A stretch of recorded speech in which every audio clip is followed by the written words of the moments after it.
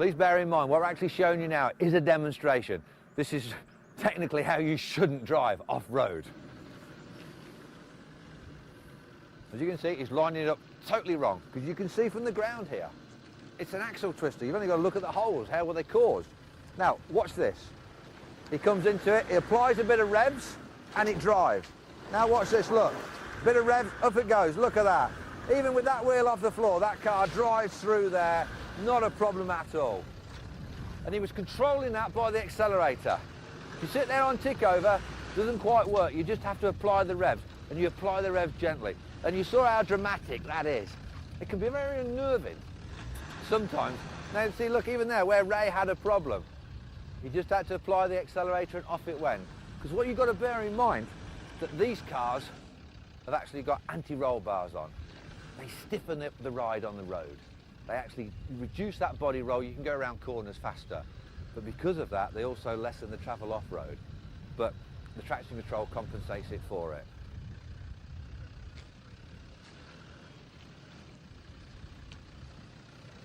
It can be a problem though, because it puts the inexperienced driver in situations where they shouldn't be. Obviously with these cars now, you may be looking at the front of it and you may be picking up the bits of mud that are spattered on the front and the sills. Watch the back end, look as it goes down there, look, so close to hitting the back. If that had a tow bar on it, that would have hit that back of that car. And actually, I would prefer a tow bar on a car like this, because the tow bar is going to take the impact before the bodywork does. It's a lot cheaper way of doing it. Okay, so far we've covered leaf and coil. How about the new Freelander? How about torsion bar suspension with no low gearbox? Let's see how that copes with this terrain. Now this is an ex-Camel Trophy Freelander. Although it's got a fancy paint job and lots of bits and bobs on it, the transmission is still the same as your family Freelander that you would drive at home. Now, as you can see, he's actually taken slightly now. Listen to this, look at it. Listen to all that noise. Look at the speed he's having to go around here to get around this course. But he's still doing it. But it's a lot more violent. Look at that, look, wheels off the floor, body crashing down. If that was your pride and joy, you would have stopped just here, because you would have heard that first crash and thought, oh my God, the old man would now be shouting at you, the kids would be screaming, and you'd be petrified that you'd damaged your pride and joy. But it just proves that this car does it. A lot of people don't think it can. But look how it's going around this course. There, it's all protected though. It sounds horrible. And that's one of the things when you're off-road driving, you've got to train yourself. Some of the noises, because they vibrate through the chassis, sound terrible. But 9 times out of 10, the Land Rover mechanics and everything, the designers have actually took everything up out of the way, and it's all superficial bangs. So, how about that? That shows you how suspension works.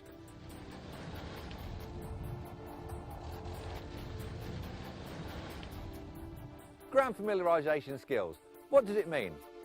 It's the driver's ability to look at the terrain in front of him, to set up the car, whether it be the gear, the speed, or the angle of approach.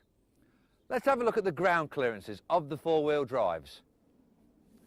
The first one that we've got coming through is Ray in the Series 2. The lowest point of the car is the differential. As you can see, look how close it's getting, but also his springs are actually getting fairly close to the ground as well. Now the main point of that is that if the differential actually caught on the ground, or the ruts were too deep, it would lift the front of the car off the floor. He would lose traction. See, look, the 110, same size wheels, same sort of distance. Now, look at the Discovery coming through. It's a lot lower. Look how it's struggling. Look at the front spoiler. Look how it's designed. It's dug away to take a little bit. That's actually quite close again. You could damage the front of your car if you got that wrong. Now, let's have a look at the Freelander, the lowest of them all, plus torsion bar suspension. Still copes admirably with the terrain down there, but look how close it is. The skid guard all the way through. That's an aftermarket add-on, by the way. If you actually look back at the terrain now, you can make out the marks in the ground. Okay, that's one clearance, that's ground clearance. Now let's go and have a look at the other three: approach, ramp breakover and departure angle. Okay, we've just showed you one type of ground clearance. We're going to show you another one now. It's called the ramp breakover angle, and it's the car's ability to come up and go over a hill without hitting the chassis or the side of the car on the ground. So you can see now Ed's feeding the car in very, very carefully, watching out for other angles that we're going to come to in a moment. As he feeds it over, look how close the car starts to get. And look at that. As you can see now, the chassis is actually just touching the ground. The side seals of the car are touching the ground. Any more extreme, we could do serious damage to the car. But also as well, if you came over there a little bit too fast, as the car actually crests and goes over to the side, the engine can compress the suspension, squab the tyres, lessening that ground clearance and really smashing up onto that sill. Okay, Ed, if you'd like to take it off the hill.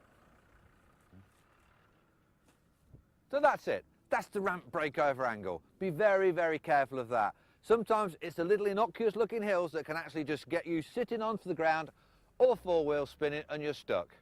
Now we're going to move over to approach and departure angles and see how relevant they are in off-road driving skills. Another two challenges for you and your vehicle. The approach and the departure angle. What are they? Where are they taken from? The approach angle is taken from the bottom of the wheel to the lowest protruding point at the front of the car. It's the car's ability to go in and up a hill without impacting that low point. It can be very, very expensive. Let's just see it in action. Okay, Ray? You can see he's going into it very slowly. Look at the car, just clear it. And he stops. Just remember, this is a set situation. Accelerating into that a little bit faster could have your suspension compressing and altering those angles and clearances. Now I mentioned another angle, the departure angle. What's that one? Same again, it's taken from the back of the wheel at the bottom to the lowest overhanging point at the rear of the vehicle. As you can see from this, it could be a very, very expensive mistake to make. The whole back of the car could be crumpled up. A very big dent in your credit card and your wallet. Now we're going to show you another demonstration using a different vehicle with different approach and departure angles.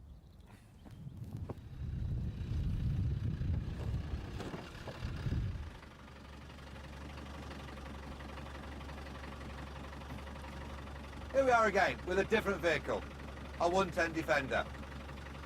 As you can see, if you excluded the roller fair lead on the front, this has got one hell of an approach angle, which means it can actually go up steeper hills. Let's just see that in action. Okay, Amanda, if you could show us, please. You can see, look, inches of room on the front there. What was that noise? What was that extra resistance? The departure angle has been fouled by the overhanging tow bar. The one good thing, though, about having a tow bar on the car is it actually protects the panel work. As you can see here, the rear bodywork of the Defender is actually well off the ground. The tow bar has taken all of the impact, so it may be something worthwhile remembering. Put something on the car to protect those vulnerable points. Now we're going to show you a few more skills associated with off-road driving. We've just demonstrated to you the approach and departure angles when the vehicle is climbing a hill. A common misconception is that is the only time that those vehicles will contact the ground. We're going to demonstrate to you now that when a vehicle comes down and exits a hill, you've got to make sure that the angles of approach and departure are still there. I'm going to get Amanda to demonstrate to you now using the Land Rover 110. Okay, Amanda. Now, Amanda's engaged first gear, which you should always do on dry, steep hills. And she's going to use the engine's braking coming down the hill. If you accelerate down the hill, you've got more chance of actually compressing the front suspension at this point and lowering the approach angle. But now listen and look at the back of the car. You can even see the tow bar moving with the weight of the vehicle going through it. But now Ray's coming down with the Discovery. More overhangs, less approach and departure angles on this Discovery. Now look at this, as you can see, any faster and that suspension would compress just there. It just kisses the exhaust pipe on the back of the car. Now we're showing you this now in perfect conditions. Please remember that with the family on board and loaded for an expedition, or actually coming down those hills faster and exiting away faster, the whole suspension can alter, altering those angles and decreasing them.